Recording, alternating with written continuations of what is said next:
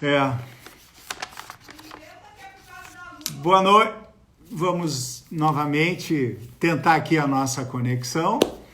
Já conversamos com o nosso palestrante, houve um problema de falta de luz na cidade e nós vamos tentar novamente aqui. E agora entrou aqui o nosso palestrante, agora vai acionar.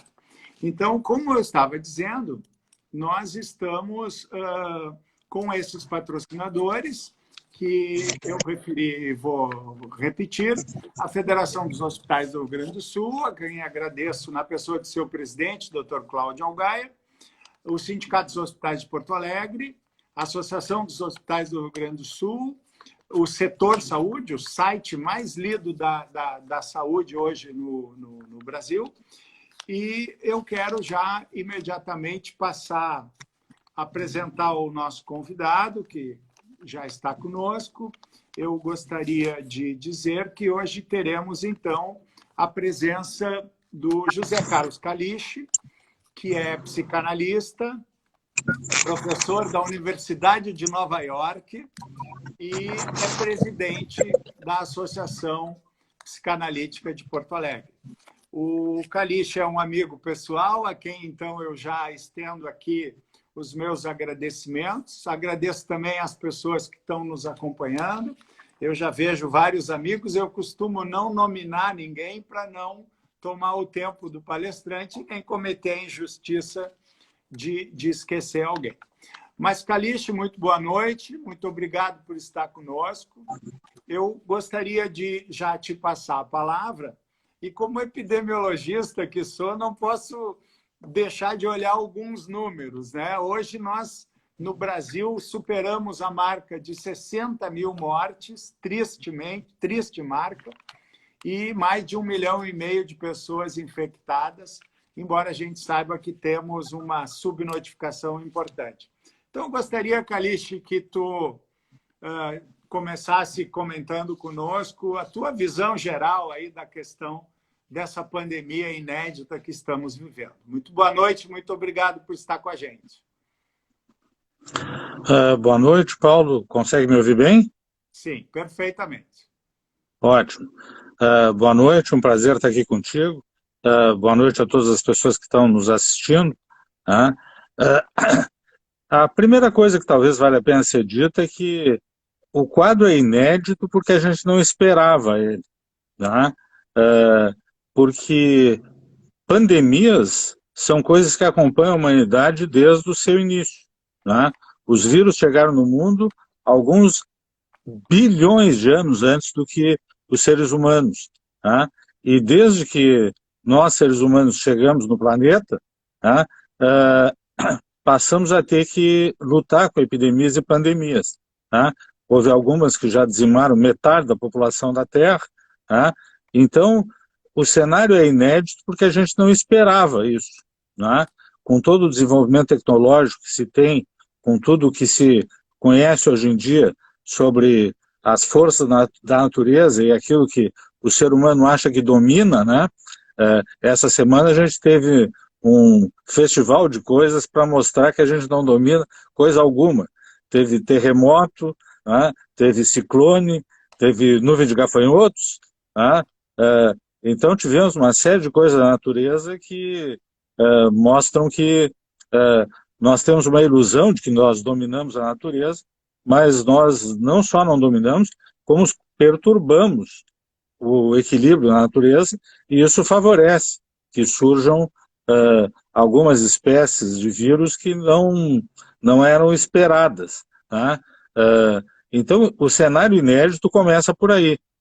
Em termos psicanalíticos, isso representa uma quebra da onipotência, uma quebra da sensação de que nós, com esse nosso suposto poder, vamos combater tudo, vamos poder viver uma vida sem sofrimento, sem dores, sem obstáculos, e que a nossa inteligência, o nosso fato de nos acharmos superiores, vai fazer com que a gente vença qualquer coisa.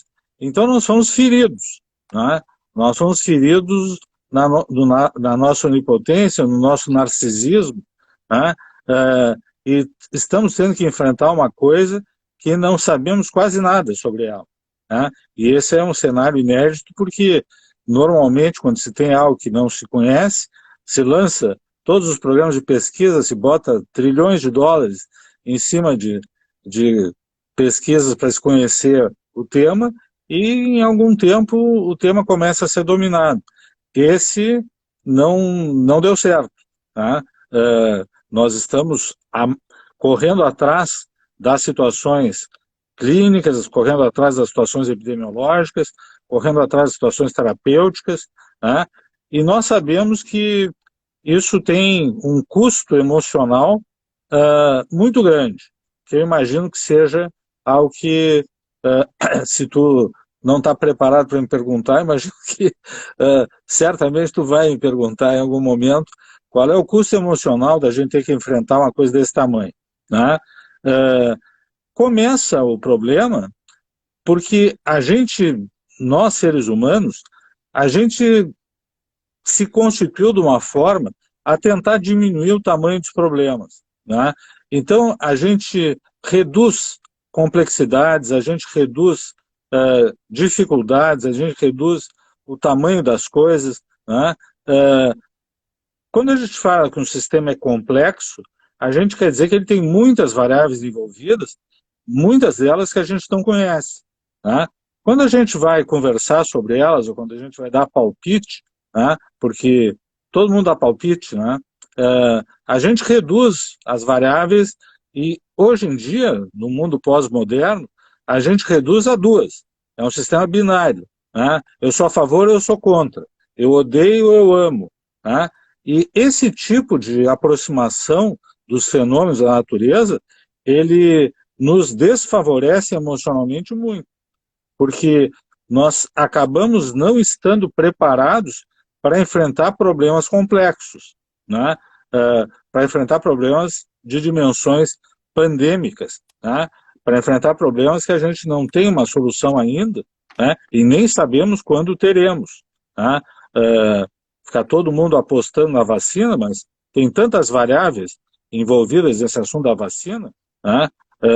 Nós não sabemos, né? A verdade triste é que nós não sabemos.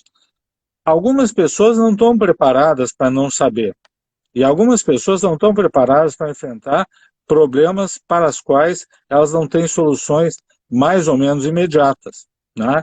E o fato de não estarem preparadas, né, faz com que a tendência seja começar a ter algum tipo de, eu vou chamar genericamente para ficar mais simples, né, algum tipo de adoecimento, né?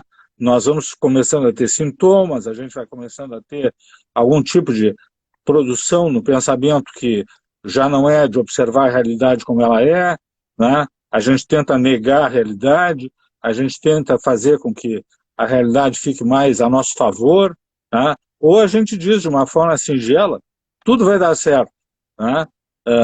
Que é claro que é o que a gente deseja, né? Mas entre isso e saber que tudo vai dar certo, lamentavelmente não é o caminho, né? Talvez o exemplo mais aterrador seja a cidade de Nova York, né?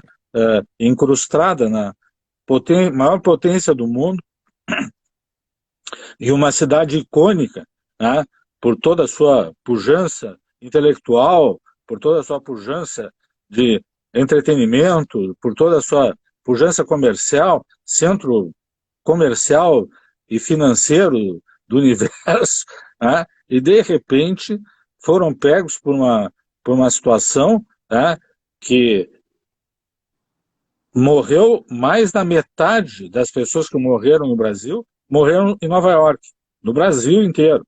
Mais da metade morreu em Nova York, né?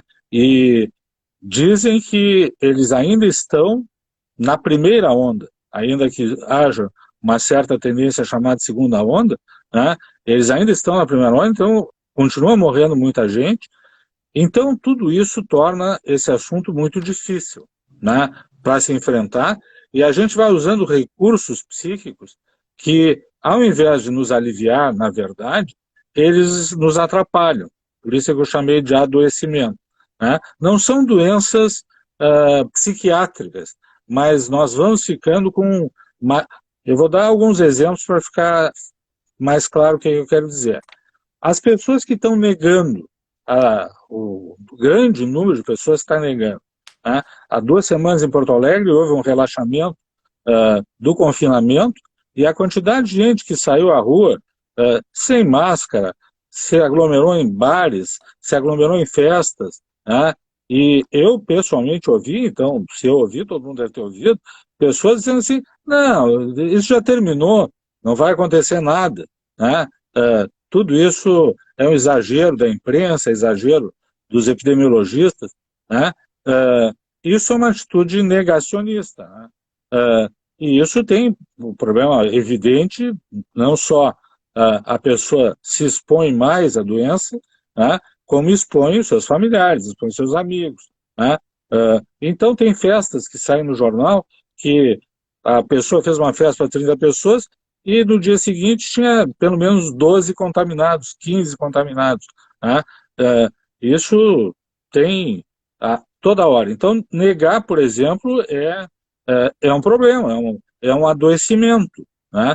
Porque se a gente nega uma coisa que pode fazer com que a gente morra, ou que a gente vai deixar que as pessoas com quem a gente convive, ou gosta, ou tem uma relação mais íntima morram também, isso só pode ser fruto de uma coisa adoecida, né?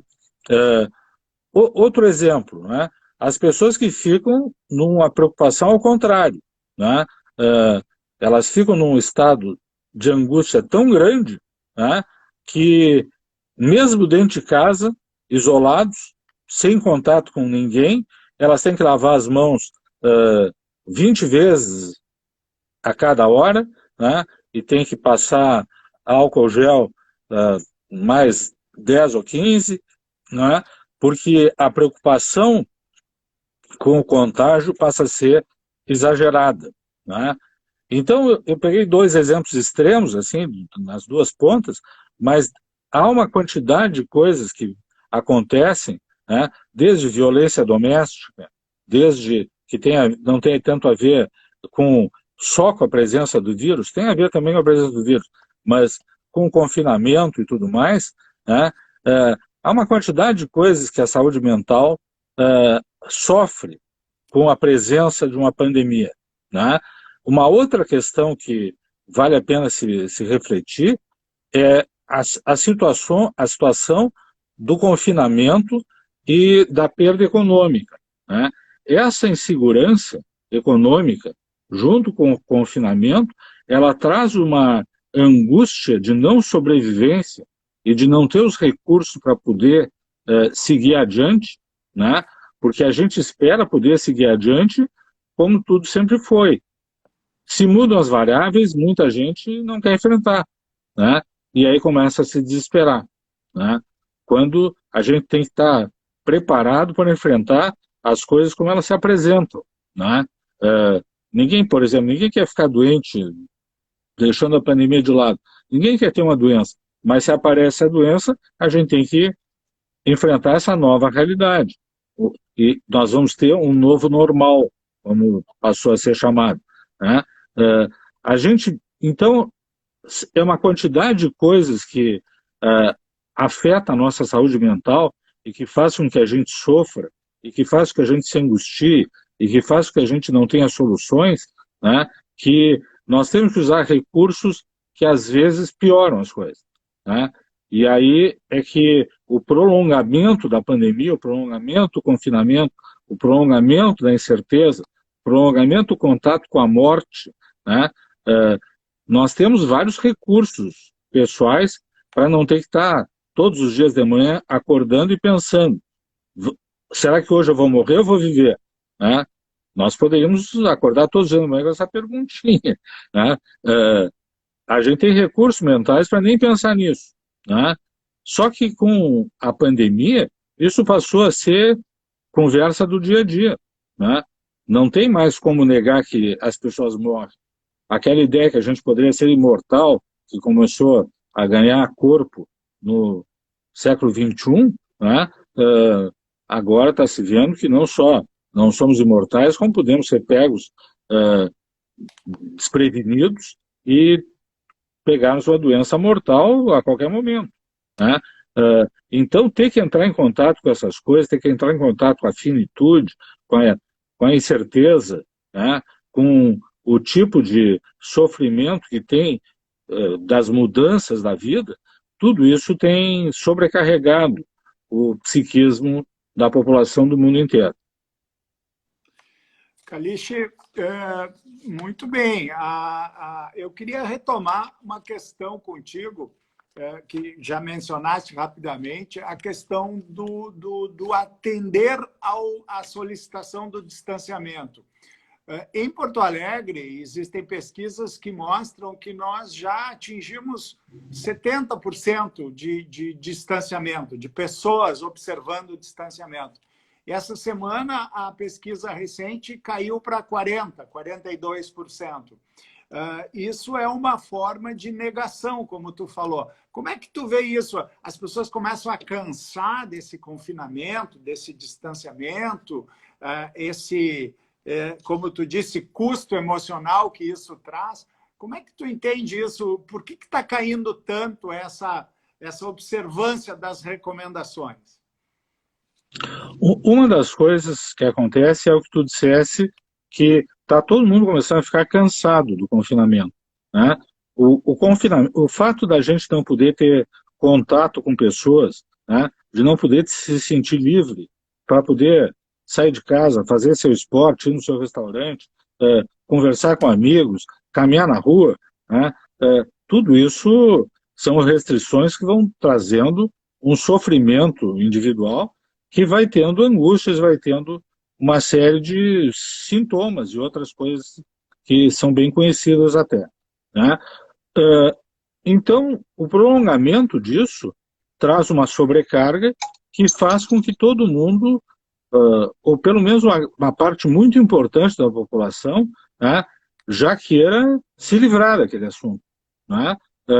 Então, é uma mistura de cansaço com negação, porque o se livrar, né, tem que ter negação junto, porque mesmo que a gente tenha que ficar 6 meses confinados, ou 1 ano confinado, né, se tem que ficar, nós vamos ter que ficar, né? Não tem uma solução melhor, tá? Algumas pessoas dizem, não, mas isso é medieval. É verdade, é uma solução medieval. Foi a primeira solução que se encontrou para pandemias, foi isolar as pessoas doentes, né? E isolar os que não eram doentes para poder preservar a população por mais um tempo, pelo menos, né? Então é medieval, mas é tudo que nós temos, né? Não, eu vou para o hospital e lá o pessoal se vira, tem cloroquina, tem qualquer outro remédio. Eles são limitados, né? Esses remédios são limitados, alguns são comprovadamente pioram a situação, né?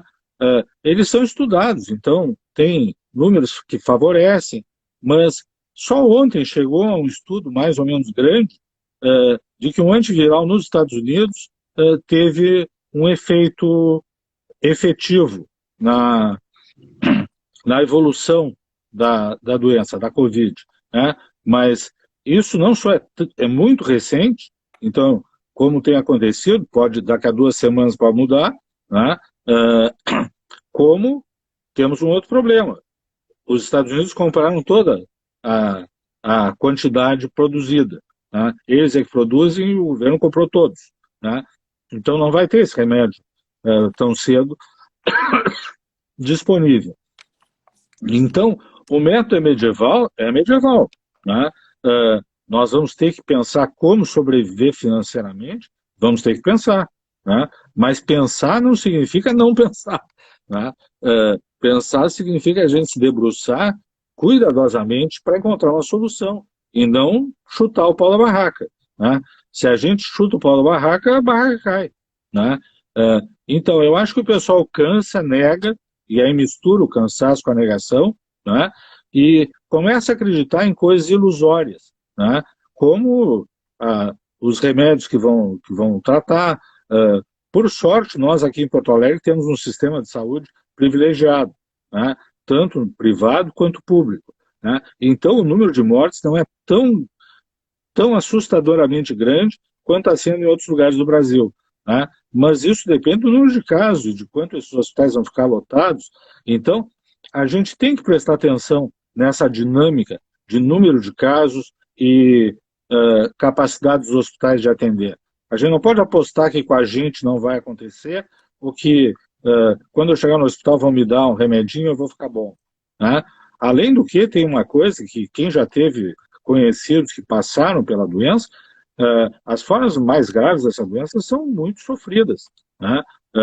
A pessoa tem uma sensação que vai morrer por muito tempo, né? É um sofrimento respiratório, são coisas que vão consumindo o organismo, né? Então não dá para negar, né? Então essa mistura de cansaço com negação, né, fica uma bomba que realmente explode na nossa mão e na mão de todo mundo, né? Kalish, agora que tu falou nesse sofrimento respiratório, essa sensação de asfixia, essa morte solitária em função de uma doença infecciosa precisa isolar, o próprio enterro breve, com poucas pessoas, como é que tu enxerga esse luto nas famílias? Como é que isso impacta o ser humano de não poder acompanhar, não poder acarinhar os momentos finais de um doente? Isso é muito individual, né? Tem gente que nem vai a enterro, né? Tem gente que tem uma certa dificuldade de chegar perto de pessoas mortas, tem gente que não quer entrar em contato com isso, né? Então é muito individual. Mas a humanidade criou todos os rituais fúnebres, né? Porque precisa do espaço do contato com a despedida, do contato com a morte, do contato com o luto que a pessoa vai ter que fazer por muito tempo, né? Então, a gente não participar disso e não ter a possibilidade de ver a pessoa que morreu, de poder se despedir, de poder, de alguma maneira, se preparar para ficar sem aquela pessoa, né, traz um sofrimento ainda maior, né? E um sofrimento que ele fica como se fosse uma coisa que fica encystada, né? Então ela pode durar anos, porque ela não pode ser bem elaborada, né? Então essa é uma consequência muito dura. Depois, imaginar que tu tem uma pessoa que tu gosta muito, né, que está morrendo, e tu não pode chegar perto, não pode te despedir, e não pode confortar a pessoa, se tu realmente gosta da pessoa, isso é muito duro, né? É muito sofrido ter que pensar que uma pessoa que tu realmente está conectado, está vinculado, ela está sofrendo e tu não vai mais ver, e ela não vai mais te ver, né? E ela vai estar lá sozinha, com todos os medos e com todas as angústias, e não vai ter alguém para pegar a mão dela. Isso é muito duro, né? E tem um custo emocional que, às vezes, como eu te disse, dura anos. Perfeito. Kalish, eu gostaria de ir agradecendo a todas as pessoas que estão conosco. Eu vejo ali muitos amigos, muitos colegas, muitos alunos. Como eu disse, eu não vou nominar todos para não cometer injustiças, mas tu estás recebendo aí vários elogios, Kalish. Quero te transmitir isso desde já. Muito obrigado. Uma outra questão, Kalish. A gente tem visto algumas pesquisas sobre o aumento do uso de álcool. Tu falou aí nas relações familiares, as próprias relações conjugais, eventualmente as pessoas que estão sozinhas também. Como é que nesse momento, eu sei que é difícil generalizar, né? Mas, enfim, como é que nesse momento essas relações elas se exacerbam, elas adoecem ou elas nascem doenças novas? Como é que tu vê isso nesse momento, Kalish? Esse é um tema longo, tá?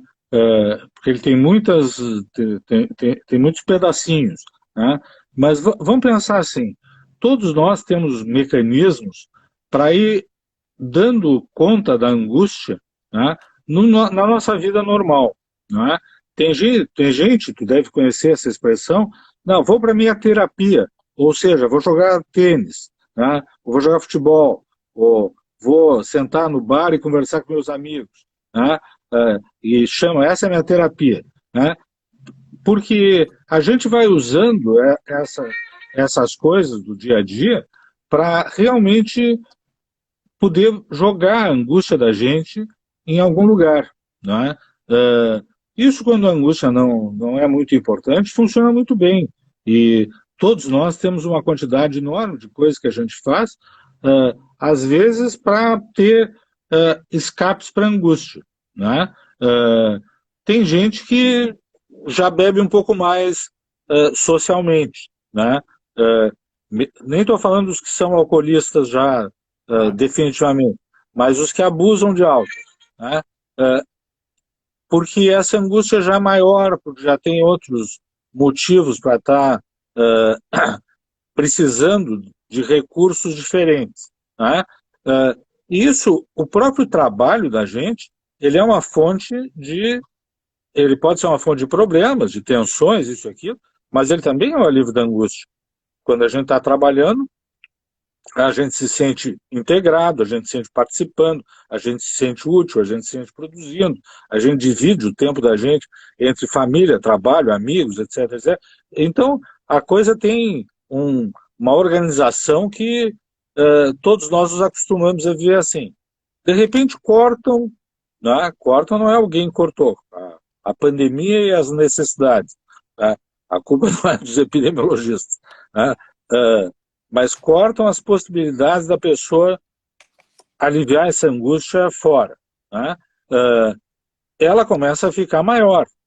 Aí tu tá em casa sozinho, ou fechado com a tua família, que tu tem uma relação mais ou menos, né? Muitas famílias, lamentavelmente, têm relações mais ou menos, né? O número de famílias que vivem harmonicamente é menor do que as que vivem com problemas, né? Aí tu tranca essas pessoas todas por muito tempo, a angústia começa a aumentar o álcool, começa a aumentar as discussões dentro de casa, aí tem os filhos que começam a ter problemas e o casal tem que estar um ao lado do outro e não consegue. Aí vem a tal da onipotência, tá? Eu que mando aqui, eu que resolvo, e eu não quero ser incomodado, né? E eu não quero saber de problemas, e aí começa a pauleira, literalmente, né? Primeiro a pauleira verbal e depois a pauleira física, e isso extrapola, porque ela não fica só na pauleira física, porque isso, como a angústia não diminui, com a tendência a aumentar a angústia, a pessoa acaba arrumando outras encrencas, né? Em função da angústia que ela está tendo, né? E aí começa a ter brigas nos condomínios, começa a ter brigas nas relações de trabalho, a coisa vai ficando tensa, porque a tensão está sendo colocada num lugar que não é onde ela deveria estar, né? Então, o que eu acho que acontece é esse desequilíbrio da possibilidade que todos nós temos de ter, vamos chamar assim, nós temos uma ecologia, cada um tem o seu sistema, o seu microsistema, né? Quebrou a ecologia, a gente deveria ter que reorganizar onde é que a gente põe a angústia. E alguns não reorganizam, e aí começa a sobrar angústia, começa a sobrar agressão, começa a sobrar onipotência, né? Mas, como eu te disse, é um assunto bem comprido. Dá para falar algumas horas sobre ele.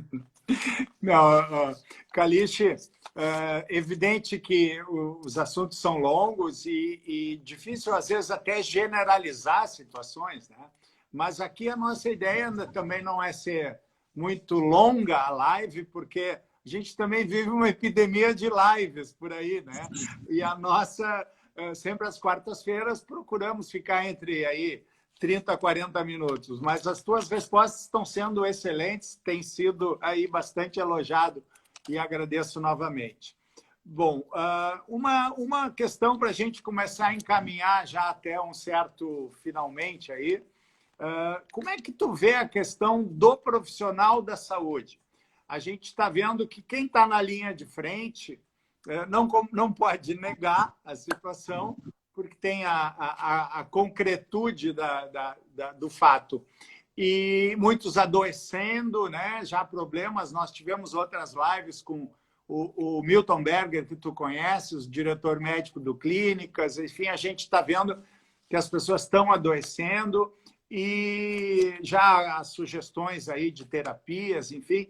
Mas como é que tu vê esse enfrentamento? O profissional de saúde, esse sofrimento que esse profissional de saúde tem enfrentado?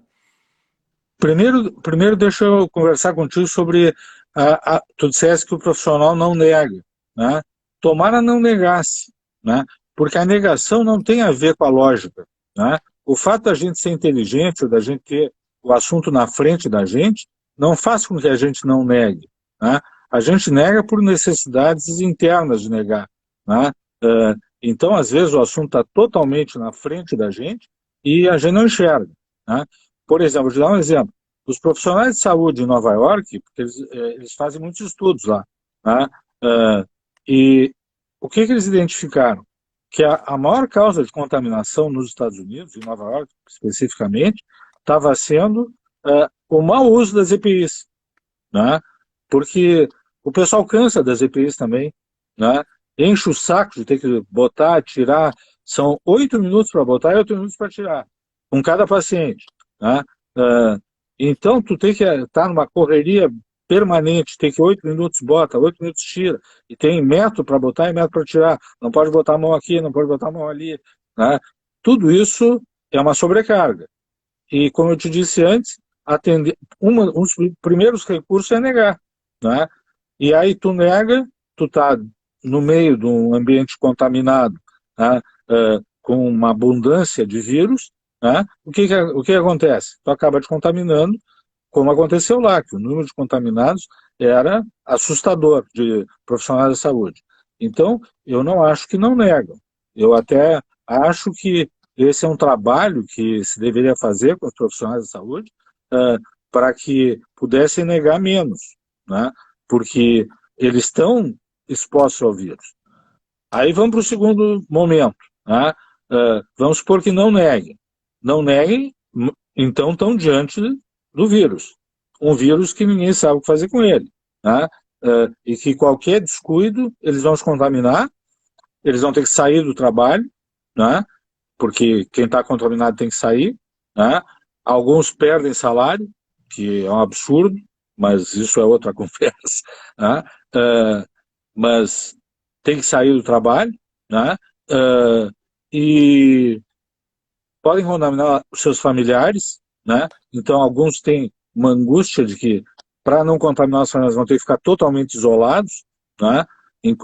E esse isolamento pode ser por meses, né? Então, ficam trabalhando e ficam isolados, né?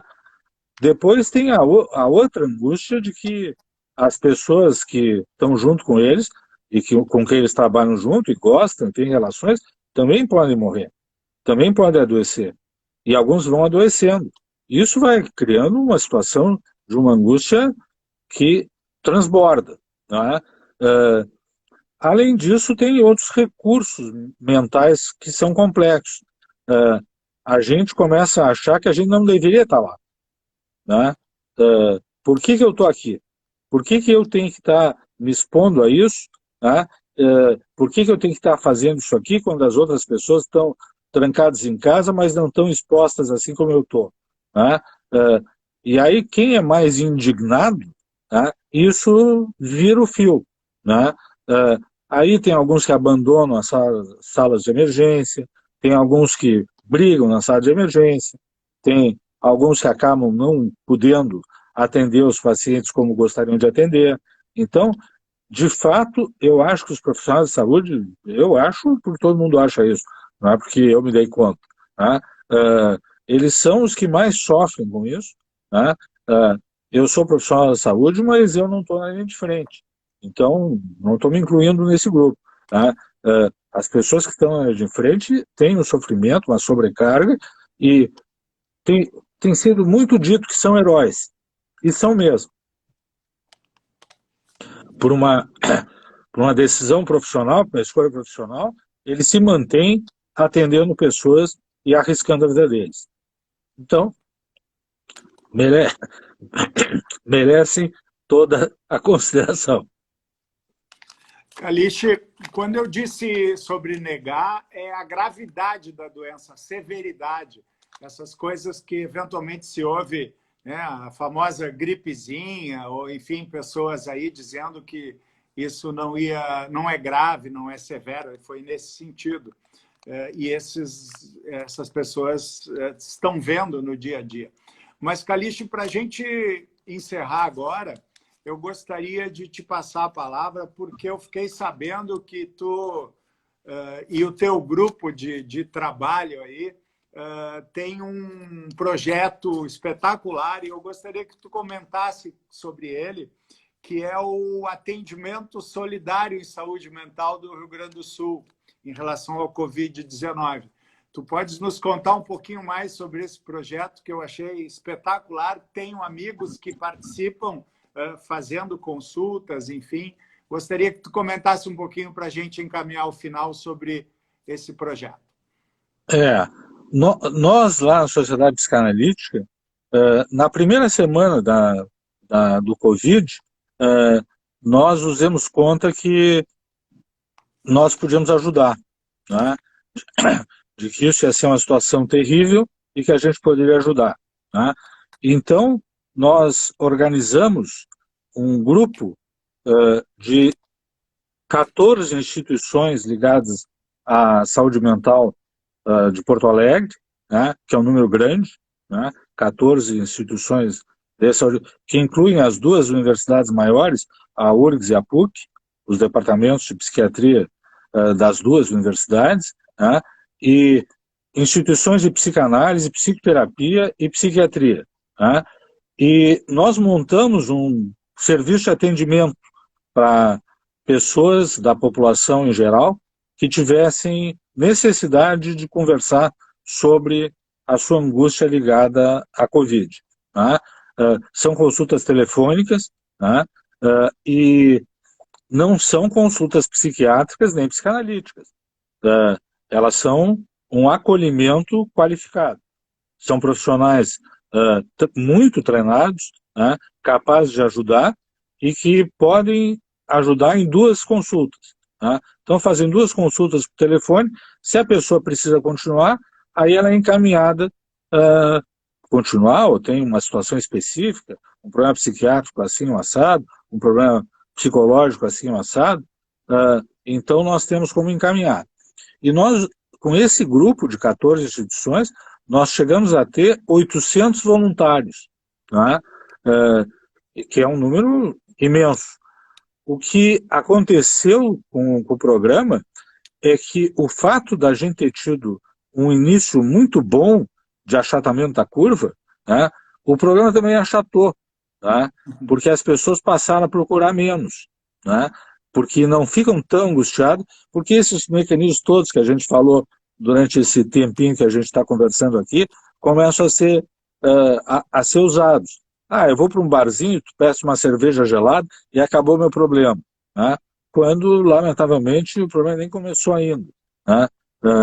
Nós estamos no início da nossa curva ascendente aqui, né? E então eu acho que as pessoas deveriam procurar mais, né?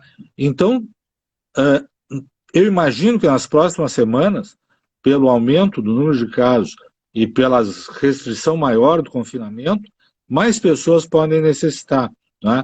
E eu quero dizer para todo mundo que está nos ouvindo aqui, que nós temos 800 profissionais qualificados. Olha, 800 profissionais qualificados é um exército, pessoal, né? Então, façam uso, né? Quem tiver angústias, quem souber de pessoas que estão angustiadas, faça uso disso, né? É um serviço telefônico que não precisa sair de casa, não precisa se expor, né? E se duas consultas não chegam, o profissional está treinado para encaminhar a pessoa para outros tratamentos, né? E nós nos reunimos semanalmente, as instituições, e planejamos. Nós temos grupos prioritários. Os profissionais de saúde são um dos nossos grupos prioritários, né? As famílias com crianças pequenas e adolescentes, que esse é um outro assunto que nós nem tocamos, Mas se para adultos já é uma encrenca, imagina para um adolescente ser confinado, né?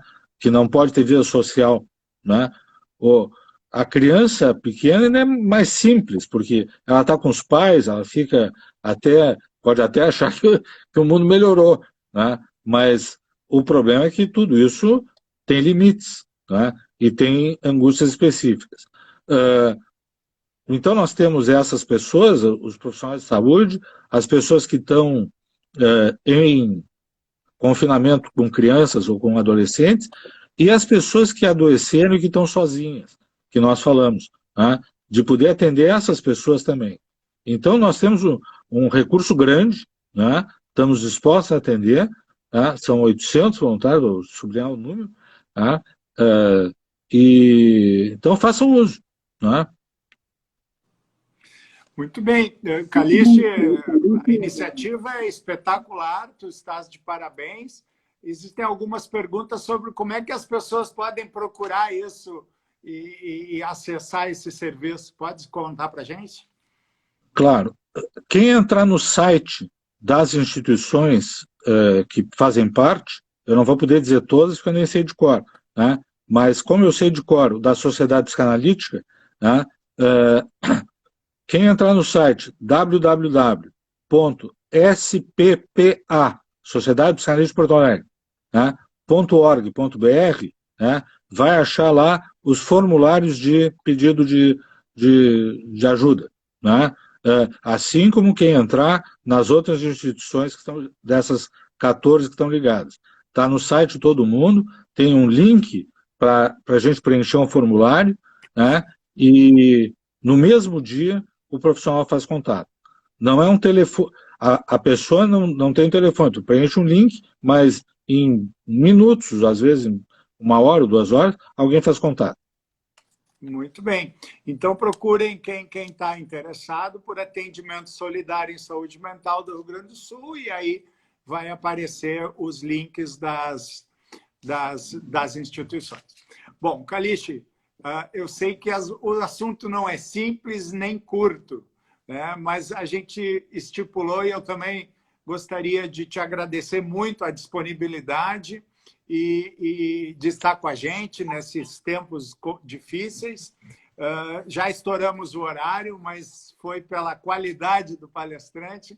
Então, eu estou te mandando aqui um abraço virtual, te agradeço demais pela participação e gostaria de convidar todos, lembrando que todas as quartas a gente faz essa live pela FASaúde e Artes, que é a nossa instituição mantida pelo sindicato, apoiada pelo Sindicato dos Hospitais, pela Federação dos Hospitais, enfim.